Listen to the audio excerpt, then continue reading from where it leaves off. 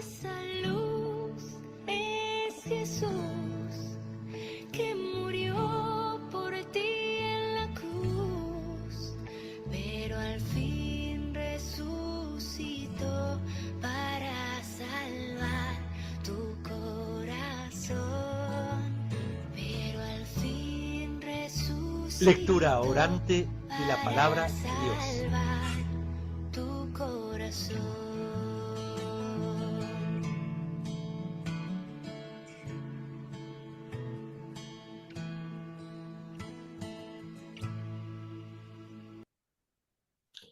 Y dentro del tiempo pascual tenemos una solemnidad muy linda, que es la solemnidad de la ascensión del Señor de Ñuñoa. Yo estoy con ustedes hasta el fin del mundo. ¿Y por qué celebramos la ascensión en Pascua? Fácil, porque la ascensión es la coronación de la victoria pascual de Cristo, que entra en la gloria divina y nos abre el camino al cielo a toda la humanidad. Así esta fiesta subraya que la ascensión no es una despedida triste, sino una garantía de la presencia continua de Jesús a través de su Espíritu Santo y la promesa de la meta celestial. La ascensión del Señor es el misterio que completa el de la resurrección. Es también una fuente de una renovada esperanza. Cristo se va, pero no nos abandona, sino que nos acompaña hasta el final de los tiempos. Nosotros tenemos ahora la esperanza de llegar hasta donde Él ha subido. Pero te propongo que comencemos rezando. En el nombre del Padre, y del Hijo, y del Espíritu Santo. Amén. Espíritu Santo, Paráclito Divino, ven. Espíritu Santo, Espíritu de la verdad, condúcenos a la verdad. Espíritu Santo, danos hambre de tu verdad en la lectura de la palabra.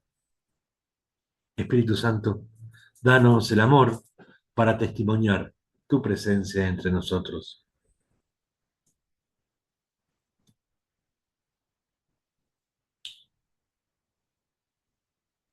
Ahora vamos a leer los tres textos uno tras del otro. Primera lectura de Hechos, segunda lectura de Efesios y el Evangelio de Mateo. Yo he recibido todo poder en el cielo y en la tierra. Aleluya, aleluya, el Señor resucitó. Aleluya,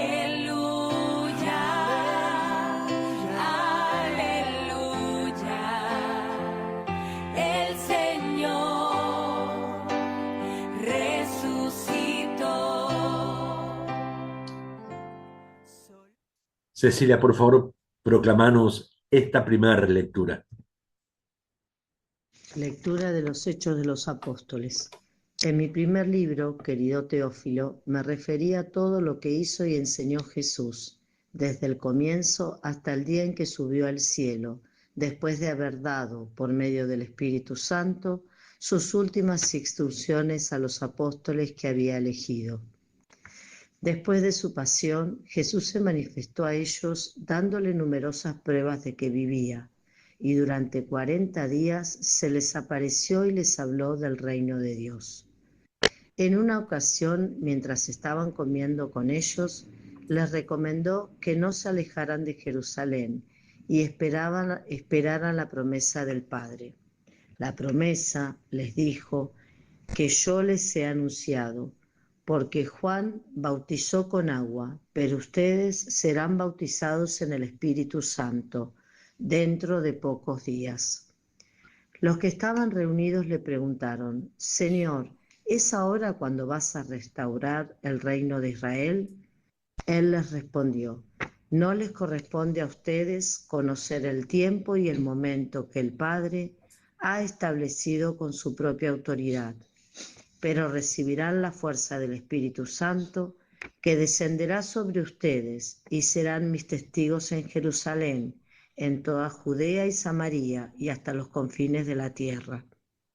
Dicho esto, los apóstoles lo vieron elevarse, y una nube lo ocultó de la vista de ellos. Como permanecían con la mirada puesta en el cielo mientras Jesús subía, se les aparecieron dos hombres vestidos de blanco, que les dijeron: hombres de Galilea, ¿por qué siguen mirando al cielo? Este Jesús que se les ha sido quitado y fue elevado al cielo, vendrá de la misma manera que lo han visto partir.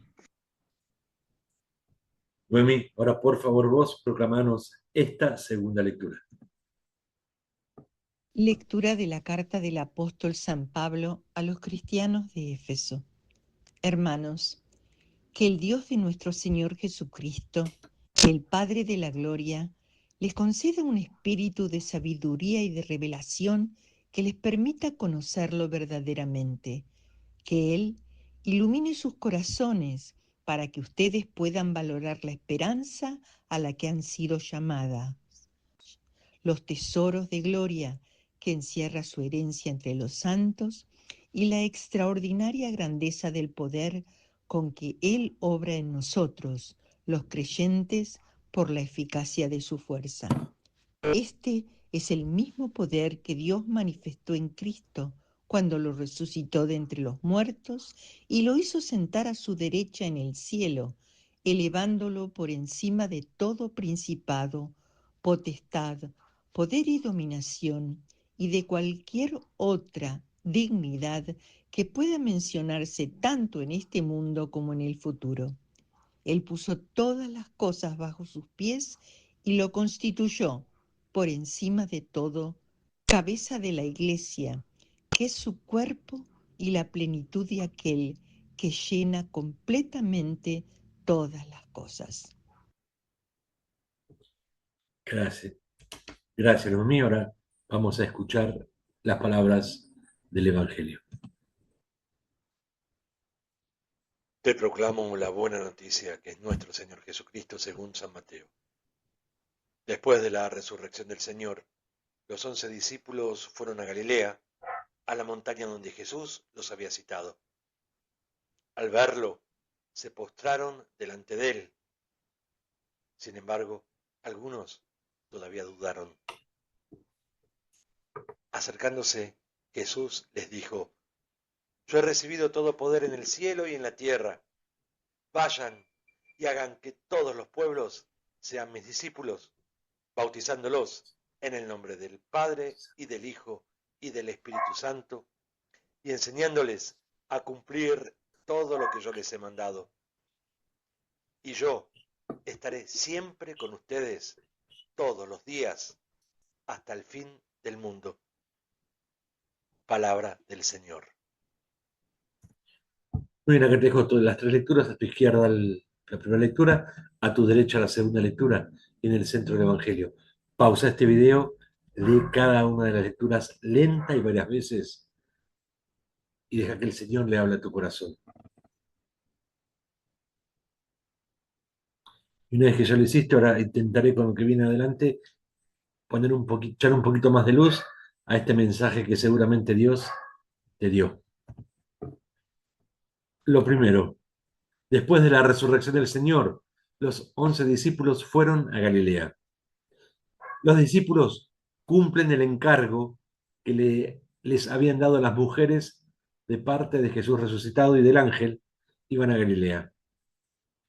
El hecho de que allí habrían de encontrar a Jesús sobre un monte no es algo que hayan dicho explícitamente a Jesús o el ángel, pero Mateo alude con esto al relato de la transfiguración, el capítulo 17, que también tuvo lugar en una montaña. Pero asimismo los lectores pueden pensar en el monte, sobre el que Jesús hizo su primer gran discurso, capítulo 5 a 8, el discurso de la montaña. Pues también para ello encuentran aquí un claro nexo, porque el Maestro les encarga a sus discípulos enseñar y guardar todo lo que Él les ha mandado. Dice el texto que al verlo los discípulos se postraron delante de Él. Sin embargo, algunos todavía dudaron. Aunque los discípulos reconocen a Jesús resucitado y lo adoran, no están libres de la duda.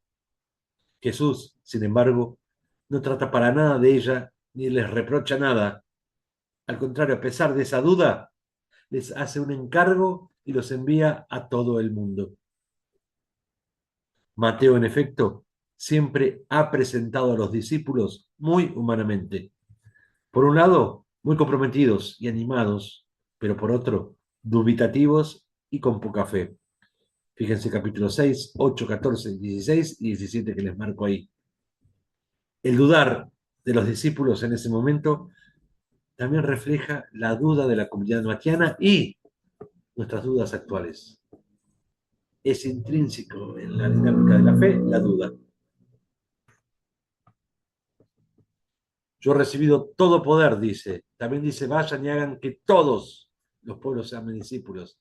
Luego dice, enseñándoles a cumplir todo lo que yo les mando. Y por último, yo estaré siempre con ustedes todos los días. Todos repetido todas esas veces. Y así se acentúa el significado absoluto, abarcador y fundamental del encargo y de las declaraciones que Jesús hace. Si a Jesús se le dio todo poder en el cielo y en la tierra, se le ha dado, es un pasivo divino, Dios se lo da. Esto significa que Dios lo ha confirmado y establecido como Mesías, Hijo del Hombre. Al resucitar, Dios a Jesús no solo lo ha acreditado en su obrar y actuar, sino que también ha reconocido su padecimiento hasta la muerte en cruz. Jesús ha cumplido en todo la voluntad de Dios. Mientras que la resurrección confirmó a Jesús en todo, la entrega del poder ahora completa más aún ese significado.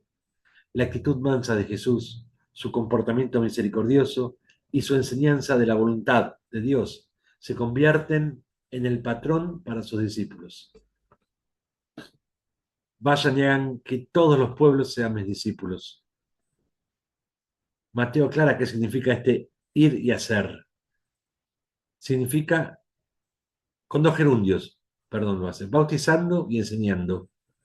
Bautizando en el nombre del Padre, del Hijo y del Espíritu Santo y enseñando a guardar todo lo que Jesús ha mandado. Al ser gerundios, expresan una actitud repetida y duradera, es decir, constante. Enseñando constantemente y guardando constantemente todo lo que Jesús mandó. El encargo de Jesús habla también de hacer discípulos a los demás. Esto es aprendices. Aquí es importante que los discípulos, tanto los de Jesús como los nuevos, como nosotros, sigamos siendo siempre discípulos, que aprendamos permanentemente y jamás dejemos de aprender. La catequesis no es solo para la primera comunión, es todos los días, toda la vida. Y en esto está contenida también la pretensión de enseñar mediante el propio ejemplo. El testimonio es el mejor maestro. Vivir de acuerdo con la voluntad de Dios.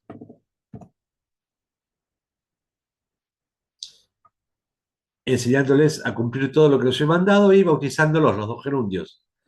Enseñándoles, Jesús ha enseñado la voluntad de Dios tal como está en la Torá. Capítulo 5, el Sermón de la Montaña. Y ha enseñado a practicarla igual que Él, como justicia sobreabundante. Capítulo 5, 27 a 7. Guardar no significa conservar, sino seguir y cumplir lo que Jesús ha mandado y vivido. Enseñándoles y bautizándolos en el nombre del Padre, del Hijo y del Espíritu Santo. El bautizar a quienes son hechos discípulos no se debe entender según nuestra actual concepción eclesial del bautismo, con la pretensión de que este sacramento se convierta en presupuesto de acceso, en rito de iniciación, y con ello en una suerte de bautismo a la fuerza, tal como fue practicado en muchos sitios a lo largo de la historia. Tampoco es posible querer ver en la fórmula bautismal, en el nombre del Padre, y del Hijo y del Espíritu Santo, una comprensión trinitaria, porque la doctrina respecto a la Trinidad fue desarrollada mucho más tarde. En esta expresión, los lectores pueden más bien pensar en Dios, el Padre, que por medio del Espíritu Santo confirmó a Jesús en su bautismo en el Jordán como hijo. En ese Dios que Jesús les reveló como Padre, en Jesús Dios, que el Padre ha revelado como es su Hijo, y en el Espíritu del Padre, que obra y habla en ellos mismos. Y yo estaré con ustedes siempre, todos los días, hasta el fin del mundo. Los lectores recordarán el significado del nombre Jesús Emanuel, Dios con nosotros. Dios está con nosotros, que ya al principio de su Evangelio Mateo había nombrado el Emanuel. Ahora al final, yo estaré con ustedes. De vuelta aparece el Emanuel y es la gran inclusión de todo el libro. Declaración que se cumple el estar con ustedes no solo hasta la muerte, sino más allá de la muerte, hasta la plenitud de los tiempos. Así Mateo deja claro que el Jesús terreno y el Jesús resucitado son una única presencia, que permanecerá con la comunidad, con nosotros, hasta el fin de los tiempos. Y en razón de su universalidad, esta promesa vale también para nosotros, para los lectores actuales. Si Jesús hace una promesa tan amplia, incluso a los discípulos vacilantes, a estos discípulos que dudaron, yo estaré con ustedes hasta el fin de los tiempos, ni ellos ni nosotros debemos avergonzarnos o tener miedo a causa de nuestras dudas en la fe. Pero esta promesa de Dios tiene también una pretensión, y es la siguiente. Si Él está siempre con nosotros, ya no tenemos excusa para no hacer la voluntad de Dios, porque Jesús es el Emmanuel, el Dios con nosotros. Y una vez que Dios te habló, contestale vos. Y para eso la liturgia nos regala, perdón, estoy adelantando, las lecturas. Con la primera lectura, Hechos 1, 1, 11, los primeros 11 versículos del libro de los Hechos, la despedida y ascensión de Jesús. Esta pregunta de los discípulos de ¿es ahora cuando vas a restaurar el reino de Israel? Pone de manifiesto algo. La fe y la esperanza de los discípulos son aún imperfectas. Tienen dudas. ¿Sos vos o no sos vos el que va a restaurar? Ellos esperan todavía una restauración terrena del reino de Israel. Y otra cosa más que nos conecta con el Evangelio es que la ascensión no debe ser para ellos una ocasión de contemplación ociosa, sino que deben ser impulsados a la misión en la tierra. Ellos serán testigos del Señor resucitado, merced a la fuerza del Espíritu Santo, bautizando y enseñando, los manda Jesús. Luego tenemos Efesios 1, 17, 23, la supremacía de Cristo, que se detalla muy bien la soberanía universal del Cristo.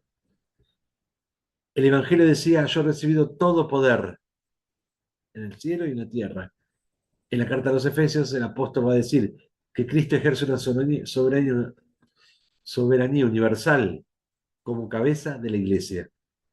Así la comunidad creyente es vista como ese espacio en donde Cristo ejerce su soberanía sobre toda la creación. Ahora sí, Dios te habló, contestaré vos con el Salmo 46. El Señor asciende entre aclamaciones. El tema de este himno es la realeza universal del Señor, puesta de manifiesto victoriosamente cuando Él entregó en herencia a su pueblo la tierra prometida. Este salmo termina con estas dos frases. El Señor reina sobre las naciones, el Señor se sienta en su trono sagrado. Y en esta frase se percibe el eco de una liturgia de entronización del arca de la alianza, en el santuario de Sión. Cuando se fue perdiendo el recuerdo de esta fiesta, el salmo se aplicó al triunfo final de Dios y a la implantación definitiva de su reino. Escucha el salmo.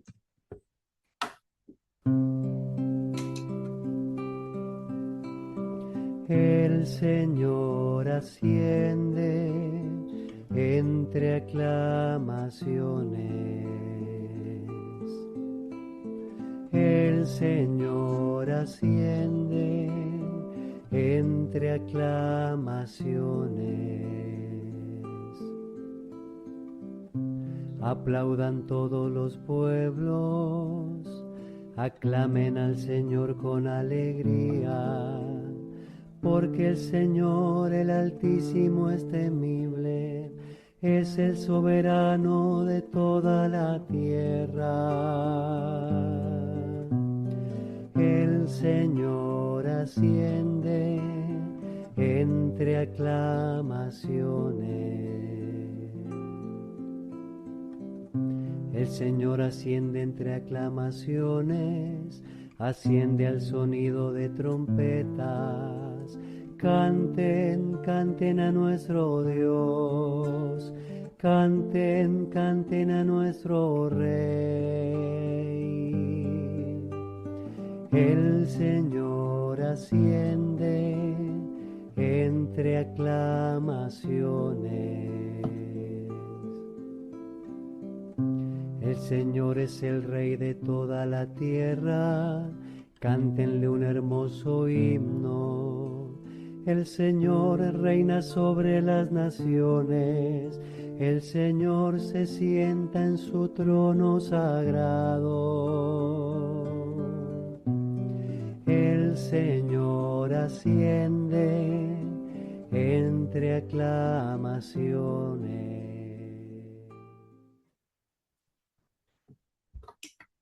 Acá te dejo el salmo para que puedas ahora vos rezar a Dios. Y terminemos nuestra oración cantando el Padre Nuestro.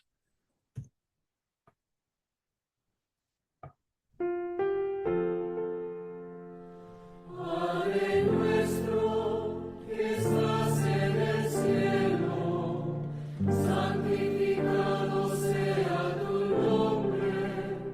Venga a nosotros tu reino, hágase tu voluntad, en la tierra como en el cielo. Danos hoy nuestro pan de cada día, perdona nuestras ofensas, como también nosotros perdonamos a los que nos ofenden. No nos dejes caer en la tentación, y líbranos del mal.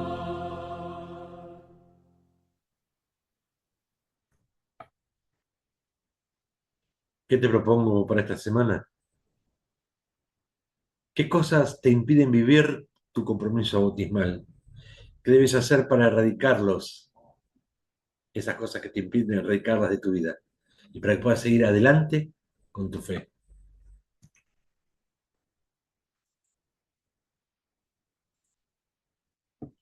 El Señor está con vos. Y la bendición de Dios Todopoderoso, que es Padre, Hijo y Espíritu Santo, descienda sobre vos y permanezca para siempre. Nos vemos el domingo que viene, que ya es Pentecostés.